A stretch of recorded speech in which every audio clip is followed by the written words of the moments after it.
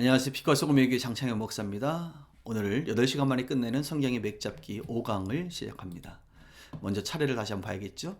우리는 성경 개관 그리고 성경 전체의 맥을 잡는 시간을 가졌습니다.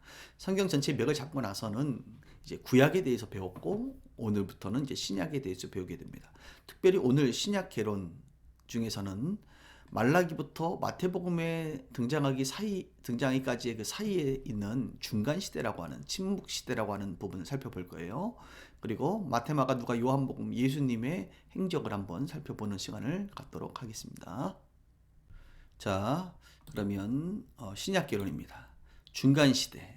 중간 시대라고도 말을 하고 이제 침묵기라고도 말을 합니다. 왜냐하면 성경이 이 기간의 내용을 침묵하고 있기 때문에 그렇습니다. 자, 여러분 이 그림은 계속적으로 우리가 2과에서 배운 성경의 전체 맥이라고 했습니다. 이 내용은 여러분들이 머릿속에 평생을 기억해야 될 거예요. 우리는 지난 시간까지 창세기부터 시작해서 느헤미야까지 역사서를 다 배웠지 않습니까? 그리고 여기 보시면 여러분 이제 침묵기가 등장을 합니다. 그렇죠? 침묵기가 이렇게 등장을 하잖아요. 그리고 나서 이제 마태, 마가, 누가, 요한 복음 예수님의 오심, 십자가, 부활 이렇게 승천하시는 내용이 나오죠. 그리고 종말이 나옵니다.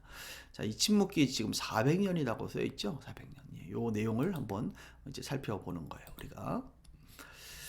자, 그 내용을 조금 그 400년의 기간을 아까 표에서는 이제 세로 모양으로 짧게 나와 있지만 그것을 확대해 보면 이런 모양이 나옵니다. 자, 여러분 이 모양 기억하십니까? 여기가 무엇이죠? 예, 통일 왕국 시대, 그다음에 분열 왕국 시대, 예, 물고기 모양이라 그랬죠. 자, 그리고 여기 이제 북이스라엘이 멸망하는 시기, BC 722년, 네, 맞습니다.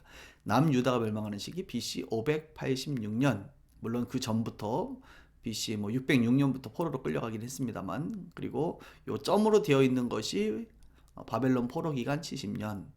그리고 그 이후에 있는 시간들이 여러분 이제 헬라 페르시아, 헬라 전에 페르시아 바사 메대 왕국의 시간이 있었고, 성경에는 그 부분까지는 역사서상에 이제 에스라, 느헤미야, 에스더에 나오고 있습니다.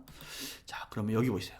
침묵기 중간 시대가 바로 시간적으로 보면 이 정도 부분이라고 볼 수가 있어요. 그러니까 이 정도 부분이 400년이죠. 400년. 왼쪽에 있는 모습 보시면 여러분 이 모양이 별 모양 같잖아요. 이게 보통 유대교에 보시면 여러분 약간 별 모양 비슷하게 되어 있는 유대교를 말하고 있고, 지금 그리스도교는 이제 십자가 모양을 가지고 있죠. 그래서 유대교와 그리스도교의 간격이 너무나도 큽니다. 400년 정도 걸리죠. 그래서 구약을 보면 굳이 말하면 이제 유대교적인 부분이 있고, 예수님을 알지 못하면 유대교인으로 남게 되는 거예요. 그러나 우리는 예수님을 알기 때문에 이제 중간 시대를 넘어 예수님을 만나는, 그래서 십자가를 경험하는. 자, 여기 보시면 십자가가 있지 않습니까? 그리고 과거를 이제 유대교, 이스라엘 국가 이렇게 말할 수가 있죠. 이제 중간 시대를 보기 전에 우리가 중간 시대 전후로 이 팔레스타인, 그러니까 예수님이 태어나신 이스라엘 그 가나안 땅을 중심으로 열국의 이제 침략이라든지 속국이라든지 그런 여러 가지 그 쟁탈전이 일어나게 됩니다. 그래서 전 세계를 그 팔레스타인을 지배하고 있는 나라들이 어디였느냐 보시면 아수르가 되겠습니다. 아수르가 첫 번째는 288년간 이제 접수를 하게 돼요. 아수르의 수도가 어디라 그랬죠? 니느웨라고 했습니다. 니느웨, 그죠? 아수르의 죄악이 컸습니다. 그런데 여러분 보시면 아수르가 언제부터 장악을 하게 됩니까? BC 900년입니다. 900년. 여러분 한번 생각해 볼 것이, 우리가 남과 북이 분열할 때가 BC 930년이었죠. 그러니까 930년이 지나서 30년 후에 BC 900년에 이제 아수르가 팔레스타인 지역을 장악하게 됩니다. 특별히 북이스라엘이 멸망을 하게 되는데 바로 누구에 의해서? 아수르에 의해서 BC 722년에 멸망을 하게 됩니다. 그래서 아수르는 포로 정책이 아니라 혼합 정책이라고 그랬습니다. 그래서 혼합 이제 북쪽에 있는 이스라엘 백성들과 아수르 사람들이 혼합하게 되므로 호녀라들이 탄생하게 되고, 그 사람들이 사마리아 사람들이라고 말을 했죠. 여러분 기억나실 거예요. 그래서 예수님 당시에 유대 사람들, 또 단일 혈통을 가지고 있는 유대인들이 그 사마리아 사람들을 무시했던 것들을 이제 우리는 알게 됩니다. 그런데 보시면 BC 900년부터 시작해서 남유다가 멸망하기 전까지의 시대였어요. 근데 그 이후에 여러분 여기 먼저 아수르 제국에 대한 내용이 나오는데요. 자, 아수르 제국을 볼 때 먼저 여러분들이 가장 주목해야 될 위치는 항상 여기입니다. 여기. 자, 갈릴리 호수, 그다음 요단강이 있죠. 요단강. 그러니까 요게 지금 이제 가나안 땅입니다. 가나안 땅. 그래서 요 가나안 땅을 누가 지금 장악하고 있느냐? 지금 아수르가 장악하고 있어요. 그리고 여러분 그 나라들을 볼 때 우리가 두 부분을 좀 봐야 되는데, 자, 동서남북으로 볼게요. 동쪽으로는 아시아가 있고, 그 다음에 북쪽으로는 여러분 지중해를 끼고 있습니다. 지중해를 끼고 이쪽 위쪽을 한번 보시기 바랍니다. 이제 지중해 위쪽으로 넘어가면 이제 유럽이 되겠는데요. 지중해 위쪽을 어떻게 장악하고 있느냐. 그리고 남쪽으로는 아라비아, 그죠? 그리고 아프리카가 있고 위쪽이 있는데요. 자, 보세요. 지금 아수르는 아시아 일부와 아프리카 일부와 그다음에 지중해 넘어서까지는 장악을 못했어요. 그러니까 팔레스타인이 중심에 있으면서 뭐 이집트 여기 있지 않습니까? 이제 홍해 정도를 장악하고 있었다 이렇게 볼 수가 있어요. 자, 그다음 이제 바벨론이라는 나라가 등장하지 않습니까? 바벨론에 의해서 결국은 누가 망합니까? 여기 보시면 남유다가 BC 586년에 멸망을 하게 돼요.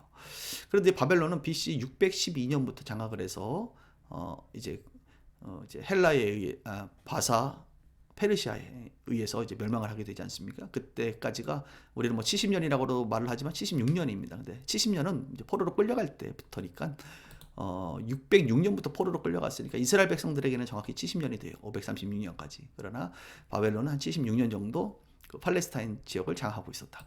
자, 그림을 보시면 아까 그림 아수르 그림하고 여러분 비교해 보시면 어때요?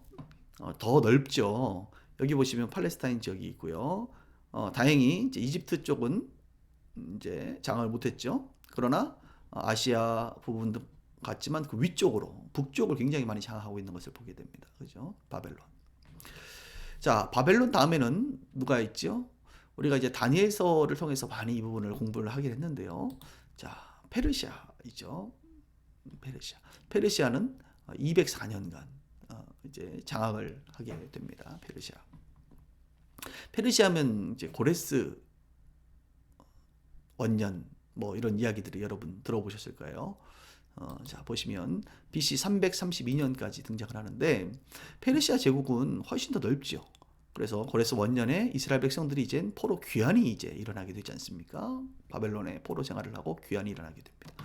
자, 페르시아의 제국이 다 팔레스타인 여기 있죠. 여기 팔레스타인 지역을 보시면 있고, 그 다음에 이집트 지역도 장악을 하게 되죠. 그 다음에 지중해 위쪽 부분 또 팔레스타인의 서쪽 부분까지도 장악이 됩니다. 그 다음에 아시아 지역은 뭐 굉장히 넓게 장악하고 있는 페르시아 제국을 보게 됩니다. 그 기간도 굉장히 길어요. 204년, 거의 200년 가까이 됩니다. 그러니까 이제 에스더라든지 우리가 느헤미야, 에스라 이 부분이 이제 페르시아의 이야기가 성경에 나오는데 그 성경의 내용이 이 정도까지 나오는 거예요. 그 다음부터는 여러분 성경이 침묵하고 있는 요 박스를 보십시오. 침묵하고 있는 부분이 바로 페르시아 제국의 한 절반 정도부터 장악이 성경에서는 말하고 있지 않다는 겁니다. 이 내용이 도대체 무엇이냐? 성경은 말하고 있지 않지만 우리는 알아야겠죠.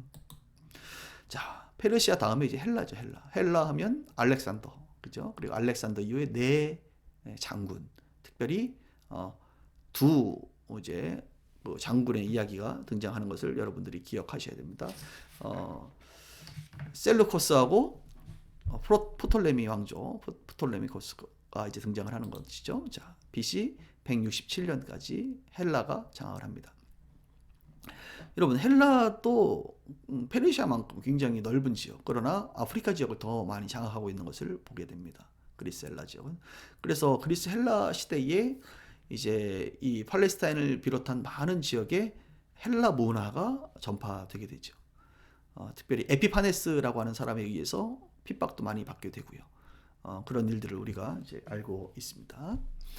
좀 구체적인 내용들은 여러분 다니엘서 강해 설교를 보시면 조금 더 제가 그런 내용들을 설명을 해 놓았습니다.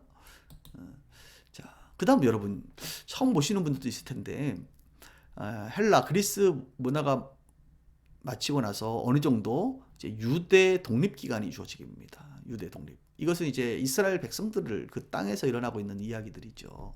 전 세계적으로는 물론 그리스와 로마에 의해서 장악이 되어 있지만 그 다음에 유대의 독립이 좀 일어나게 되고요. 그리고 로마. 그리고 예수님 오실 당시에는 로마에 의해서 장악이 되어 있는 그런 팔레스타인 지역입니다. 먼저 좀 사진을 좀 볼까요? AD 500년까지. 로마의 시대는 찬란했어요. 563년이니까 굉장하죠. 자, 로마적으로 한번 보십시오. 야, 팔레스타인은 어디 있죠, 여러분? 뭐 아주 보기도 어려워. 자, 여기 있습니다. 여기 팔레스타인 지역 여기 있어요. 그러니까 로마는 거의 뭐 지중해 서쪽을 거의 장악을 했던 것을 보게 됩니다. 굉장히 세계는 로마를 통한다 이런 이야기가 있잖아요. 그만큼 로마의 시대가 중요했어요. 특별히 우리가 좀 주목해야 될 것은 중간 시대 중에서도 유대 독립 기간에 대해서는 거의 이제 사람들이 이제 모르죠. 왜냐하면 성경에 그 어느 부분도 나와 있지 않기 때문에 그래요.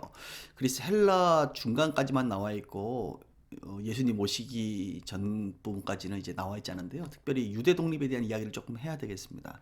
여러분 그리스 헬라 시대의 마지막 부분에 보면 BC 175년 정도부터 안티오쿠스 4세 에피파네스라고 불려지는 사람이 등장을 해서 유대교를 탄압하게 됩니다. 특별히 그는 과거에 이제 막강했던 그 자기 선조들의 헬라 문명을 확산시키기 위해서 애를 많이 썼는데요. 그래서 헬라 중심의 문화로 그 통일 왕국을 이제 본인이 꿈꾸게 된 거예요. 그런데 보니까 유대교라고 하는 이 팔레스타인 지역에 있는 사람들이 유일신을 믿고 있는 것에 대해서 매우 불편하게 생각을 했습니다. 그래서 유일신 사상이 유대교를 핍박하게 되죠. 심지어는 대제사장까지도 자기가 원하는 사람으로 임명을 하게 됩니다.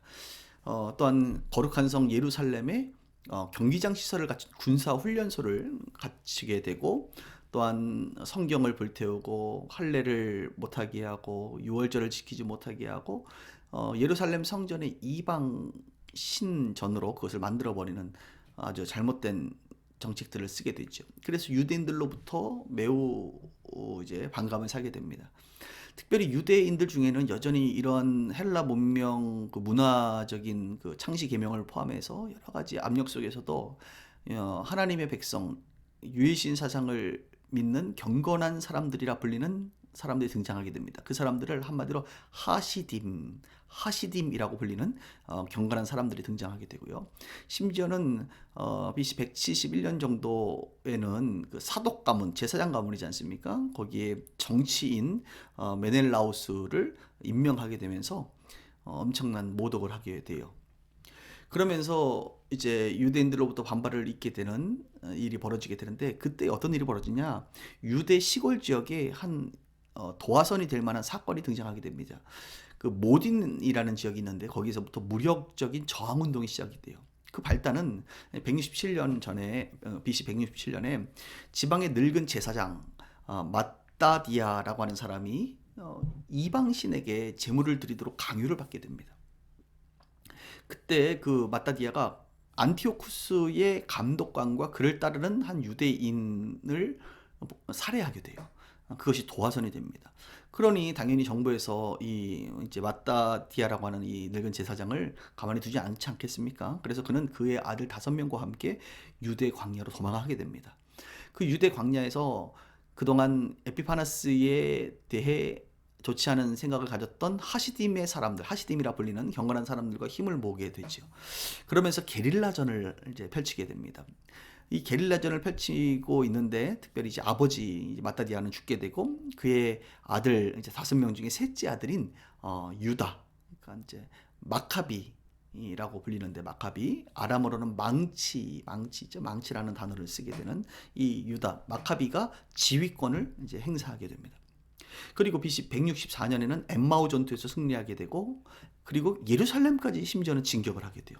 이 마카비가. 그러면서 예루살렘 성전을 승리하면서 성전을 청결하게 하는 그죠. 이방신들에 의해서 지금 더럽혀졌지 않습니까? 그리고 그곳에서 하나님을 예배하는 희생 제물을 제사를 드리게 되는 일이 벌어집니다. 이것이 바로 이 마카비 전쟁을 통해서 일어난 이 성전 청결 사건이 수전절이라고 하는 예수님 당시에 수전절이라고 불리는 절기로 이제 자리를 잡게 됩니다.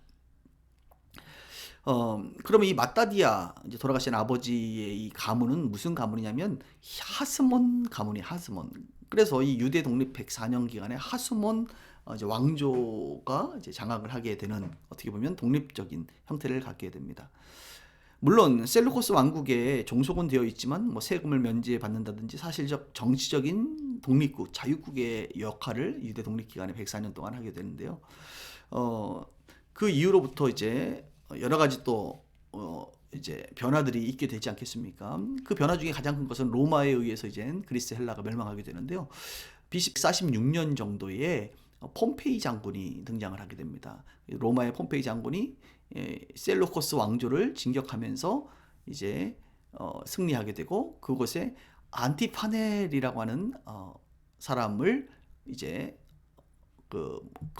이 예루살렘 지역의 지도자로 세우게 됩니다. 이 안티파넬이 누구냐면 바로 헤롯 가문의 사람인 거예요. 그래서 그는 유대와 그 다음에 사마리아 지역을 전체를 통치하게 됩니다. 그래서 여러분 예수님 당시에 보면 헤롯 왕이 등장하지 않습니까? 헤롯 성전도 등장하죠. 헤롯이 의해서 이제 복구가 되죠. 왜냐하면 이스라엘 사람들을 다스리기 위해서 그들의 마음에 원하는 대로 하기 위해서. 헤롯은 에돔 사람이거든요. 에돔. 그래서 이 헤롯은 결국은 에돔 사람으로서 실제적인 로마의 꼭두각시 역할을 하면서 유대 지역의 왕, 유대인의 왕으로 불리게 되는 거예요. 그때부터. 그리고 이 이제 헤롯이 죽고 나서 그의 아들 분봉왕으로 불리는 아켈라오와 빌립과 안티파스 세 명이 그 세 아들이 위쪽에 갈릴리 지역과 그다음 그 위쪽에 에돔 지역과 아래쪽에 유대 지역을 세 아들이 장악하게 됩니다. 그리고 나서 나중에 로마로부터 이제 총독이 한 명 파견되지 않습니까? 그때 본디오 빌라도라고 하는 그 총독이 파견되고 바로 아래지역 유대 지역 예루살렘의 유대 지역을 장악하고 있던 아켈라오라고 하는 그 사람 그 세 아들 중에 한 명을 이제 파면을 시키고 본디오 빌라도가 그 자리를 차지하게 됩니다. 여러분 그래서 신약 시대에 보면 등장하는 뭐 사내들인 공의회라고 있죠. 그것은 유대인들의 최고 의사결정 기관 71명으로 바리새인들로 구성되어 있는 것이고 대제사장이라고 한다면 이제 개인적으로는 유대의 대표성을 띠고 있어요. 사두개파지요. 또한 여러분 뭐 바리새파, 사두개파, 그다음에 율법사들 이런 표현들이 나옵니다. 바리새인들은 거룩한 자로 이렇게 분류가 되는 뭐 니고데모라든지 바울 같은 사람들이 이 바리새파 중에 한 사람이죠. 정통 유대교인이라고 말할 수가 있습니다. 그다음에 민중으로부터 존경을 받는 세력들이에요. 또한 사두개파가 있죠. 사두개파는 제사장적인 귀족 집단입니다. 바로 이 사두개파에서 그래서 대제사장이 등장하게 되고요. 사두개파는 육체의 부활을 믿지 않는 천사나 영의 존재를 부인하는 자들입니다. 바리새인들과 그래서 바리새파와 이 의견의 차이가 있어서 예수님도 한 번은 그 부분을 비집고 들어가서 그들 사이에서 논쟁을 벌인 적이 있습니다.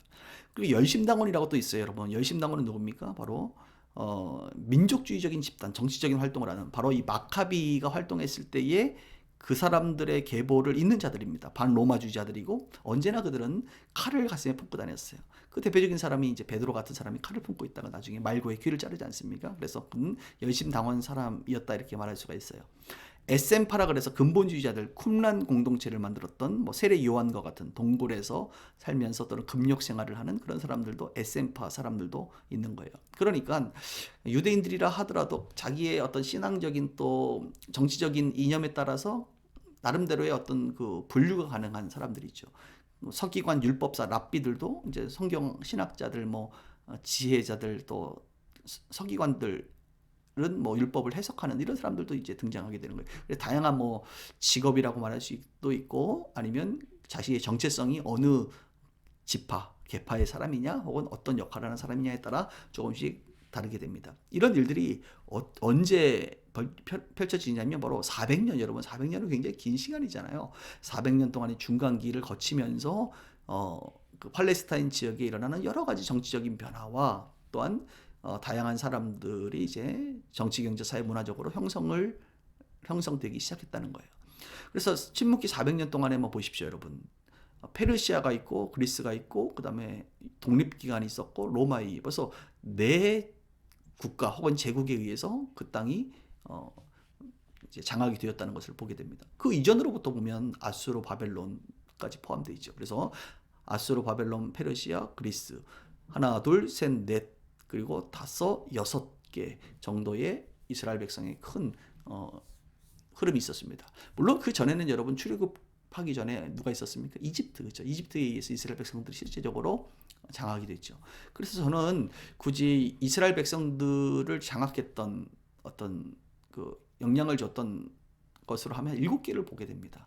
그러니까 이집트가 있었고, 그다음 아수르, 바벨론, 페르시아, 그리스, 유대, 로마까지 한 7개 지형적인 부분의 어떤 변화들이 있었다, 이렇게 좀 말씀을 드리고 싶어요.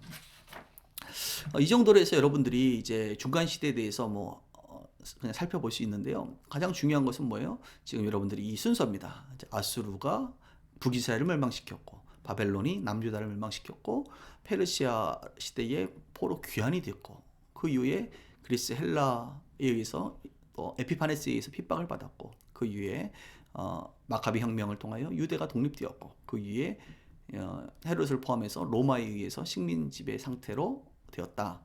이것이 이스라엘 백성들의 큰 흐름이고, 그리고 바로 예수님은 로마의 지배 속에 있을 때, 속국일 때 BC 4년에 이 땅에서 태어나시고 AD 이제 30년에 죽으시고 부활하셨던 그런 시간들을 우리가 기억하는 것, 그것이 매우 중요한 시대적 흐름이다, 이렇게 말할 수 있죠. 예, 우리가 이제 중간 시대에 대해서 보았고, 두 번째는요, 신약계론 사복음서에 대한 내용을 오늘은 살펴보도록 하겠습니다. 사복음서라면 마태, 마가, 누가, 요한복음을 말하는데요. 자, 표를 보시면 이 부분이겠죠. 마태, 마가, 누가, 요한복음. 그리고 우리 지형으로 보면 이것이 계속적으로 주목해야 되는 예수님의 세계는 바로 가나안 땅, 팔레스타인 지역입니다. 바로 갈릴리 호수와 요단강이 흐르는 그런 지역이죠. 자, 요단강이 흐르고 있고요. 갈릴리 바다가 이렇게 보이는데, 여러분, 자, 예루살렘은 바로 이쪽 남유다 쪽입니다. 베들레헴과 예루살렘이 남유다, 유대 지역이죠, 여러분. 그리고 그 사마리아 지역으로 이제 통과하시기도 하고 돌아가시기도 합니다. 사마리아. 그리고 그 위에는 이제 가버나움을 중심으로 한 갈릴리, 그러니까 갈릴리, 사마리아, 유대, 이렇게 지내게 돼요. 그러니까 예수님께서는 나사렛에서 태어나셨잖아요. 나사렛. 그리고 가나 혼인잔치 뭐 이런 거 기억나시죠? 그 다음에 가버나움에서 주로 갈릴리에서 활동을 주로 하셨어요. 그리고 이제 십자가에 돌아가실 때는 유대 지역에서, 예루살렘 지역에서 이제 활동을 하셨습니다. 이렇게 여러분들 기본적으로 지형에 대한 이해가 있으면 좋겠고요. 자, 그러면 볼까요? 우리가 예수님의 이야기를 말할 때 바로 공생의 3년을 말합니다. 그 3년의 내용을 성경별로 중복되어 있는 부분도 있고 독립되어 있는 부분도 있는데, 그 내용이 저는 여러분들에게 예수님에 대한 이야기를 시간대별로 마태, 마가, 누가, 요한복음이 어떻게 정리되어 있는지 다 이것을 제가 정리를 다 했어요. 오랜 시간이 걸렸는데 한번 볼게요. 그리고 예수님이 과연 3년 동안의 공생애를 가진 것을 우리가 어떻게 알 수 있냐면, 요한복음에 보면 유월절에 대한 이야기가 나옵니다. 유월절. 그러니까 예수님이 유월절을 1년에 한 번씩 있는데 그것을 지키러 가시는 내용들이 나오는데요. 자, 여기 보십시오. 6월절, 첫 번째 6월절이 있고, 두 번째 6월절이 있고, 세 번째 6월절, 네 번째 6월절이 있었어요. 그러니까 예수님께서 6월절을 4번 지키셨는데, 그러니까 그 안으로 6월절 첫 번째와 두 번째 사이가 1년, 31살 때고요. 두 번째와 세 번째 사이가 32살 때. 그 다음에 6월절 네 번째와 세 번째, 네 번째 사이가 33살이에요. 이렇게 보시면 돼요. 그러니까 총 1년, 2년, 3년의 시간이 있었던 것이죠.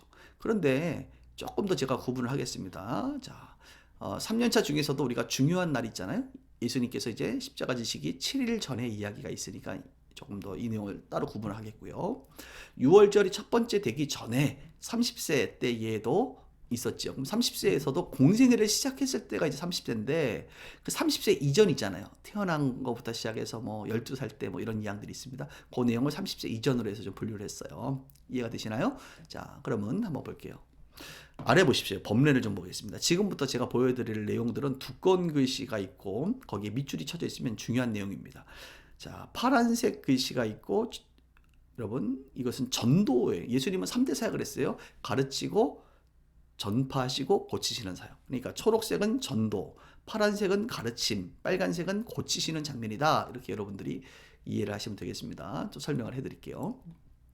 자, 보세요. 30살 되기 전에, 아주 어렸을 때 12살 되기 전까지 예수님의 행적에 대해서 성경은 나옵니다. 자, 서론이라고 하면 예수님의 족보, 뭐 전에 그냥 뭐 예수 그리스도의 세계라 뭐 이런 이야기들이 나오잖아요. 아니면 누가복음 같은 경우는 이죠 사도행전과 같이 이 편지를 누구에게 보냅니다. 이렇게 이제 나오는 서론에 대한 내용이 마가복음과 누가복음과 요한복음에 있다는 거예요. 그리고 두 번째는 이제 예수님의 족보가 나오는데 예수님의 족보는 마태복음하고 누가복음에만 있다는 거예요. 그러니까 마태복음은 서론이 없이 그냥 바로 예수님의 족보부터 나오잖아요. 그러니까 사람들이 예수님의 족보가 다 있는 게 아니라 누가복음에만 있다. 그다음에 세례 요한의 출생을 예고하는 부분, 또 예수님의 출생 예고, 이것들은 다 누가복음에만 등장하죠. 마리아와 엘리사벳의 방문, 세례 요한의 출생, 이것은 누가복음에만 등장하는 이야기입니다. 그다음에 요셉에게 천사가 나타나잖아요. 마태복음에 나오는데 예수님의 탄생이 이제 실제로 중요하죠. 밑줄 그어져 있죠. 탄생이 일어납니다. 예수님의 탄생의 사건은 제가 성탄절에도 설교할 때 반복을 하지만 마태복음하고 누가복음에 나와 있어요, 여러분. 뭐 요한복음이나 마가복음에 예수님의 탄생이 나와 있을 거라고 생각하지만 그렇지 않습니다. 마태, 누가복음에 나와요. 예수님이 탄생하셨고 목자들의 반응과 예배, 아기 예수의 할례 이런 것들, 또 아기 예수의 성전 방문 어렸을 때 다 누가복음에 나와 있는. 그러니까 누가복음이 사실은 30세 이전 어릴 때의 예수님의 모습을 가장 많이 담아내고 있어요. 자, 동방박사들의 방문과 예배는 마태복음에만 있습니다. 예루살렘 애굽으로 피신, 그다음에 헤롯의 유아 학살 사건, 그다음에 나사렛에서 돌아오시고 12살 때 성전을 방문하신 사건. 자, 이런 것들이 지금 시간에 따라서 예수님의 태어남으로부터 시작해서 시간에 따라서 제가 정리를 해 놓은 내용입니다. 그래서 여러분들이 제목을 보시면 이 제목이 어디 나와 있는지는 잘 몰라도 괜찮아요. 중요한 건 이 내용을 내가 한 번이라도 설교를 듣거나 아니면 이 내용을 성경을 읽으면서 본 적이 있어 라고 하면 여러분들이 되는 거예요. 그래서 순서대로 정리를 해드렸어요. 자, 그러면 예수님께서 이제 공생애를 시작하시는 내용을 한번 볼까요? 자, 이렇습니다. 예수님께서 세례 요한의 이제 전도가 일어나게 되고 세례를 받으십니다. 세례 요한이 예수님에 대해서 증언하신다는 내용이죠. 증언이 있고 세례 요한이 전도하는 거예요. 회개하라 천국에 가까웠느니라 그런 내용이 있고 예수님이 세례를 받으시고 예수님이 광야에서 시험 받으시고 또한 세례 요한이 증언하죠. 나는 예수님의 신발끈을 풀기도 못하는 자다. 또한 예수님을 따르는 제자들이 이제 등장하게 되고 자, 가나 혼인잔치 내 이적이 일어납니다. 여러분, 예수님의 이적, 빨간색이니까 뭐예요? 치유 혹은 이적, 기적을 말하는 거예요.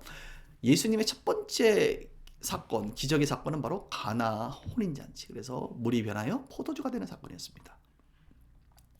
그렇게 이제 30세가 지나고 31세, 1년 동안의 예수님이 하신 사역을 볼까요? 유대 지역을 말합니다. 유대라고 하는 것은 이제 예루살렘을 포함하고 있는 지역이잖아요. 그때 6월절을 예수님이 가셔서 성전 청결 사건을 합니다. 그다음 니고데모와의 대화, 초기 유대 전도. 이것은 이제 녹색이니까 전도가 되겠고 세례 요한의 증언 나오고요. 그다음에 사마리아 여인을 전도하는 것이 바로 요한복음. 요한복음은 주로 예수님의 전도, 사람들과의 전도를 많이 설명하고 있어요. 요한복음에만 나와요, 이런 것들이. 그러니까 예수님의 공생애의 첫 번째 사역에 있어서 요한복음에만 다 나오는 거라 이 내용이 이것을 알 수가 있죠. 이 표를 여러분들이 교재를 프린트하시면 다 볼 수가 있습니다. 그리고 예수님의 주로 갈릴리 지역에서 북쪽에서의 활동은 왕의 신하의 아들을 치유하시는 사건, 세례 요한의 투어, 갈릴리 전도의 시작, 또 뭐 쭉 이런 내용들이 있습니다. 그다음 고향에서 배척받았다는 내용, 어획의 이적, 그죠? 그물을 내렸더니 그물이 찢어질 정도로 많이 내 제자를 부르시는 사건. 자, 여기 보세요, 여러분. 예수님께서 4명의 제자를 부르시는 장면이 이때구나 라고 여러분 아실 거예요. 가버나움에서의 가르침, 회당에서 귀신 쫓아내고 베드로의 장모가 치료되고 각색 병자가 치료되고 새벽기도 전도에 대한 이야기, 새벽에 기도하신 이야기죠. 나병 환자, 중풍병자, 마태를 부르시는 장면이 바로 이런 내용입니다. 그리고 여러분 보세요. 마태를 부르실 때 여기 보면 제가 화살표로 논쟁이 있어요. 죄인과의 식사를 하시고 금식에 대한. 그러니까 이 내용 속에서, 이 상황 속에서 지금 우리 예수님의 가르침이 나온 거예요. 파란색은 가르침이라고 그랬잖아요. 가르침이 죄인과의 식사, 금식에 대한 가르침을 예수님께서 새롭게 주셨다는 겁니다. 자, 이번에는 이제 32살 때 2년 차죠. 1년 차, 2년 차인데요. 2년 차 때 예수님의 행적은 꽤나 많습니다. 자, 먼저 6월절을 또 지키러 갑니다. 그때 38년 된 병자를 베데스다에서 치유하십니다. 그죠? 그다음에 이때 역시 안식일 논쟁, 아들에 관한 권위에 대한 이야기가 나오고, 그다음 갈릴리입니다. 여러분 보세요. 갈릴리에서 주로 활동을 하셨어요. 안식일에 이삭을 자르는 사건, 안식일에 손 마른 자의 치유, 많은 사람을 치유하시고 12제자를 세우고. 자, 그러면 많은 사람들이 예수님이 12제자를 1년 차에 다 세운 줄 아는데 그렇지 않아요. 12제자는 2년 차에 다, 그러니까 1년 동안을 예수님께서 사람들을 만나고 2년 차에 최종적으로 확정이 됩니다. 그리고 산상설교, 마태, 마가, 누가복음에 있는 팔복, 빛과 소금, 뭐 율법 이런 18개의 주제를 가지고 산상수훈의 설교를 하십니다. 백부장의 종 치유, 그 다음에 나인성 과부의 아들의 치유. 그러니까 치유 사건이 굉장히 많아요. 딱 봐도 빨간색이 많고, 그 다음에 파란색, 가르침이 많고, 그 다음에 녹색이 이제 일부 있죠. 치유를 통해서 또 전도도 하셨으니까 사실 치유와 전도와 가르침은 다 연관이 되어 있습니다. 세례 요한의 질문, 오시리가 당신입니까? 그러면서 비유를, 장터에서 피리 부는 아이들의 비유를 갖고, 향유를 부은 여인의 믿음, 이런 이야기들이 있고, 부녀자의 섬김들, 또 바알세불 논쟁, 하늘나라의 영적 가족에 대한 이야기, 또 책망, 화 있을진저라고 하는 책망, 비유들이죠. 쭉 나오죠. 미련한 부자, 의식주, 깨어있을 것, 지혜로운 청지기용, 분쟁, 시대 분별, 회개하지 않으면 망한다, 또 열매 없는 무화과 나무, 이런 것들이 다 비유가 또 나오게 되고요. 18년 된 귀신 들린 자의 치유, 그 다음에 천국 비유가 나옵니다. 제가 이렇게 표를 만들었는데 산상수훈과 함께 천국 비유는 좀 다르죠. 씨뿌림, 알곡과 가라지, 겨자씨, 누룩, 보화, 진주, 구물, 7개의 천국 비유를 말해요. 그리고 나서 예수님 제자들에게 각오를 이제 말하면 나를 따라오려거든 하면서 풍랑을 잠잠케 하지, 걸어사 귀신 들린 축사, 혈루병 여인, 야이로의 딸, 두 맹인 치유, 말 못하는 사람 치유, 그리고 고향에서 다시 배척받으시고 추수할 일꾼에 대한 교훈, 추수할 것을 많은데 일꾼이 없다 이렇게 말씀하시고, 12제자를 파송하시죠. 그리고 12제자에게 교훈하시고 세례 요한이 죽습니다. 자, 2년차 이야기입니다. 3년차입니다. 오병이어의 기적이 이제 3년차 일어나는 거예요. 그리고 바다에서 걸어가시고, 그 다음 굉장히 많은 내용이 2년차보다 더 많아요. 그래서 굉장히 빽빽합니다. 그 다음에 생수의 떡이신 예수, 유전 논쟁, 또 뭐 칠병이, 오병이어만 있는 게 아니라 칠병이어의 기적도 있고, 또 표적을 구하는 세대에 대한 이야기. 자, 그리고 자, 여러분 중요한 게 있습니다. 베드로의 신앙 고백이 어디 있어요? 여기 있어요. 3년차에 등장해요. 우리는 베드로가 신앙 고백한 게 뭐 바로 뭐 1년차에 부르자마자 이제 베드로가 이제 4명의 제자 중에 베드로가 있지 않습니까? 베드로를 부르자마자 신앙 고백한 줄 알았는데 그렇지 않아요. 베드로도 적어도 1년, 2년을 예수님과 함께 하시고, 함께하고 3년차가 들었을 때의 그도 신앙 고백, 마태복음 16장에 나오는 신앙 고백을 하게 됩니다. 그리고 나서 예수님이 이제 자신의 죽음을 예고하죠. 자, 보세요. 죽음 예고 1, 죽음 예고 2, 그다음 또 보시면 죽음 예고 3. 그래서 적어도 3번의 자신의 죽음을 예고하십니다. 제자의 길, 변화산 사건, 그 다음에 뭐 납세 문제, 또 자, 여기 보시면 이제 다시 유대로 넘어가셔서 초막절 지키시고, 성전에서 가르치시고, 생수의 설교, 가늠한 여인에 대한 회복, 실로암 소경 치유, 이런 내용들이 다 있습니다. 세상의 빛, 진리, 자유, 뭐 이런 설교들, 선한 목자, 이런 설교들 다 이제 요한복음에만 등장해요. 그러니까 요한복음만이 어떻게 보면 여기 이쪽에도 1년차도 그렇고 유대 지역, 자, 유대 지역, 6월절, 그리고 여기서도 보면 유대 지역의 사건은 사실 예수님께서 요한복음에만 기록되어 있다는 것을 봐요. 그러니까 요한이, 사도 요한이 참 감사한 게 예수님이 갈릴리 지역에서 활동했던 것뿐만 아니라 유대 지역에서 활동했던 내용들을 꽤 많이 담고 있다는 게 감사합니다. 그다음 갈릴리에서 이제 마지막으로 유대로 가고 있는 그런 이제 또 이야기들인데, 갈릴리 사역을 마치시고 10명의 나병 환자 치유, 감사에 대한 이야기, 70인 파송, 이런 얘기하고, 또 선한 사마리아 사람에 대한 이야기, 그 다음에 쭉 보시면 비유, 이른 양, 이른 동전, 또 이런 비유들을 하시고, 하나님 나라의 도래, 과부와 제빵, 나사로가 이제 살려주시고, 부자 청년과의 대화, 그죠? 이 내용도 나오고, 또 죽음 예고 이후에 소경 바디메오를 고치시는 장면이 이제 3년차의 마지막 치유였고요. 삭개오와의 대화, 그다음 체포, 이제 계획이 있었고, 마지막에 마리아 향유 부음 사건과 이제 이 내용이 이제 마지막에 나오게 되죠. 자, 그리고 나서 이제 예수님께서 예루살렘에 입성하십니다. 종려 가지나무를 흔들고 이제 입상을 하게 되고, 예루살렘 멸망을 예언하고, 그래서 마지막 일주일 동안에도 예수님께서 많은 일들이 있었어요. 가르침들과 사건들이죠. 사건들과 월요일 날에는 무화과나무 저주, 성전 청결 사건, 그 다음에 화요일 날에는 무화과나무 교훈, 또 예수님의 권위, 그 다음에 질문에 대한 대답, 책망, 과부의 헌금, 종말 예언, 십자가 사건 예언, 가룟 유다의 거래, 이것이 화요일 날 있었고, 이제 수요일 날은 어떤 내용이 있었느냐 정확히 성경이 기억을 하지 않아요. 목요일 날 이제 예수님 돌아가시기 전날이죠. 유월절 준비하고 유월절 식사. 제자들이 누가 크냐, 이 와중에도 제자들이 누가 크냐, 그래서 예수님 제자들의 발을 씻기는 장면 나오고, 가룟 유다의 배반 예언, 베드로의 부인 예고, 마지막 가르침. 예수님의 마지막 가르침이 뭔지 아세요, 여러분? 놀랍게도 요한복음에 등장하는 성령, 아마 15장, 16장에 나오죠. 성령에 대한 이야기입니다. 이제 자신은 이제 죽으시니까 성령을 보내신다. 성령에 대한 약속, 성령의 사람이 어떤 사람인지, 성령의 사역이 무엇인지를 가르쳐 주는 게 마지막 가르침이에요. 겟세마네 이제 가서 기도하시고, 가룟 유다 배반하고, 베드로가 말고의 길을 자르고 예수님 붙잡히시고, 이제 금요일 날은 예수님 신문 받으시고 죽으시잖아요. 안나스 신문, 가야바 신문, 빌라도 신문, 헤롯 신문, 예수님 넘겨주시고 십자가 길 골고다 가시고 달리시고 고통받으시고 돌아가시고 운명하십니다. 휘장이 그다음 찢어지고 지진이 일어나고 옆구리에 창을 흘리시고 장사진에 죽으시고 무덤을 이제 지키는 장면. 그리고 나서 예수님 부활하시죠. 부활. 자, 보시면 예수님 부활 승천하십니다. 지진이 나고 무덤이 온 여인들이 또 이제 예수님이 사라진 것을 보게 되고, 베드로와 요한이 무덤을 살피고 달려와서 막달라 마리아에게 나타나시고, 여인들에게 나타나시고, 대제사장의 사실을 은폐하기 위해서 해서 엠모와 도상에서 나타나시고, 그러니까 부활하시고 나서 계속 나타나세요. 예수님이 11제자에게 도마에게 나타나시고, 디베리오 호수에서 나타나시고, 베드로가 예수님 부인한 거 회복시키시고, 지상명령 마지막 지상명령을 우리 가운데 주시고, 당부의 말씀 주시고, 승천하시고, 요한복음의 마지막 결론까지. 자, 이것이 예수님의 전체 3년의 이야기를 성경이 나와 있는 거를 여러분 하나도 빼먹지 않고 제가 다 담아낸 거예요. 그래서 여러분들이 시간대별로 이렇게 예수님께서 하셨구나라는 것을 이제 보시면 되겠습니다.